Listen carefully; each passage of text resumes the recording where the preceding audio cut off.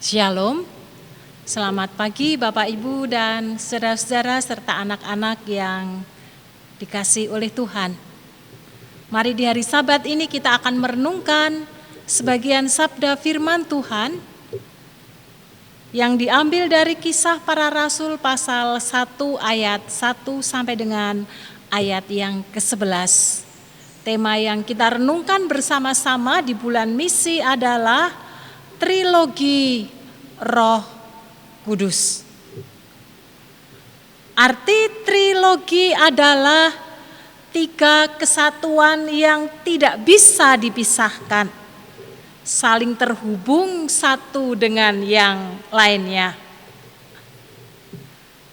Trilogi Roh Kudus berdasarkan kitab Kisah Para Rasul pasal 1 ayat 1 sampai ayat yang ke-11 adalah: pertama, Roh Kudus adalah roh Sang Mesias.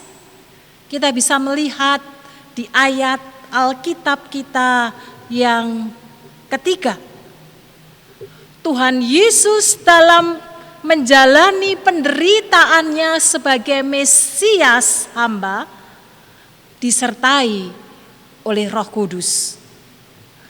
Kematiannya dengan banyak ditunjukkan bukti-bukti yang ada, kemudian bangkit dan hidup.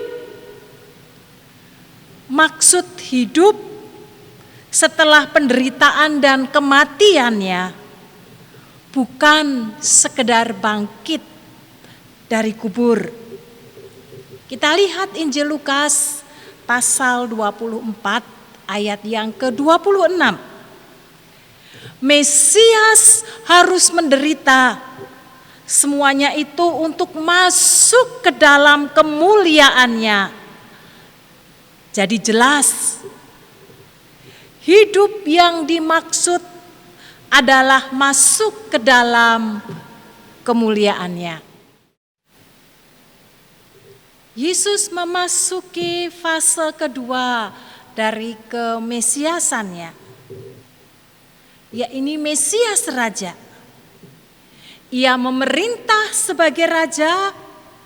Ia melakukan itu tidak saja dengan menampakkan diri kembali kepada para murid-muridnya, tetapi juga berbicara kepada mereka tentang kerajaan surga. Raja yang dikokohkan oleh Allah untuk menegakkan kerajaan atau pemerintahannya di bumi seperti di surga. Tuhan Yesus juga memberikan amanat kepada murid-muridnya oleh Roh Kudus. Artinya, ia memberikan perintah dengan otoritas sebagai Mesias Raja. Yang kedua, Bapak, Ibu, dan Saudara yang dikasihi oleh Tuhan, Roh Kudus adalah roh kesaksian tentang Mesias. Dialah roh yang bersaksi tentang kemesiasan Yesus, baik kemesiasannya dalam penderitaannya sebagai hamba, maupun kemesiasannya yang mulia sebagai Raja. Roh Kudus bersaksi tentang pribadi dan karya Tuhan Yesus Kristus secara utuh. Bagaimanakah Roh Kudus bersaksi tentang Yesus Kristus? Yang pertama, melalui para nabi. Dalam Perjanjian Lama, Roh bersaksi tentang Mesias yang akan datang. Yang kedua, melalui para rasul.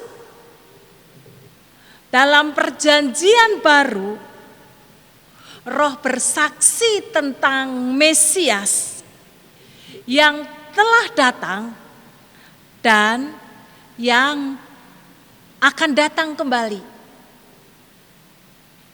Yang ketiga, melalui gereja dan orang-orang yang beriman. Tuhan Yesus sendiri berkata, kamu akan menerima kuasa kalau Roh Kudus turun ke atas kamu dan kamu akan menjadi saksiku. Kisah Rasul pasal 1 ayat yang ke-8. Bapak, Ibu, dan saudara serta anak-anak yang dikasihi oleh Tuhan Yesus. Dengan demikian, apakah arti menjadi gereja atau orang beriman kalau bukan untuk bersaksi tentang Tuhan Yesus? Mesias yang menderita, Mesias yang mulia,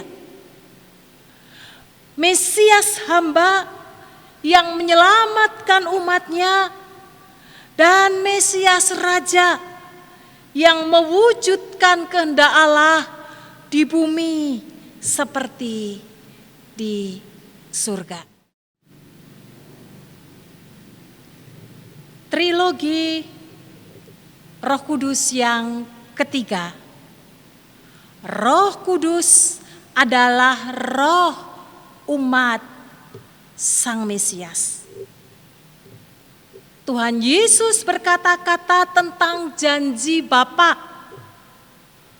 Tak lama lagi kamu akan dibaptis dengan Roh Kudus. Apakah artinya dibaptis dengan Roh Kudus? Dibaptis dengan Roh Kudus berarti dipersatukan dengan Yesus Sang Mesias. Dipersatukan dengan penderitaannya dan kematiannya sehingga kita beroleh pengampunan dosa. Dipersatukan dengan kebangkitan dan kemuliaannya sehingga kita beroleh hidup yang baru, dikuduskan dan kelak akan dimuliakan bersama-sama dengan Kristus. Dipersatukan bersama-sama dengan semua kaum beriman di dalam tubuh Kristus, yaitu gereja. Dalam Kisah pasal 2 ayat yang ke-39, janji Bapa dikaitkan dengan nubuat Nabi Yoel tentang Roh Kudus. Itu diperuntukkan tidak saja bagi para rasul, tetapi juga bagi setiap orang yang bertobat. Kalau begitu, setiap orang yang bertobat oleh Roh Kudus dipersatukan di dalam Kristus, dan selanjutnya Roh Kudus tinggal di dalam dirinya, agar persatuan dengan Kristus mencapai kepenuhannya di dalam dirinya dan gereja, yakni keserupaan dengan Kristus. Bapak, Ibu, dan saudara-saudara serta anak-anak yang dikasihi oleh Tuhan Yesus Kristus. Oleh karena itu, sebagai orang yang beriman kepada Tuhan Yesus, Roh Kudus adalah Roh Allah yang tinggal di dalam hati setiap kita, orang-orang yang percaya kepadanya. Ini suatu anugerah yang sangat besar dan luar biasa.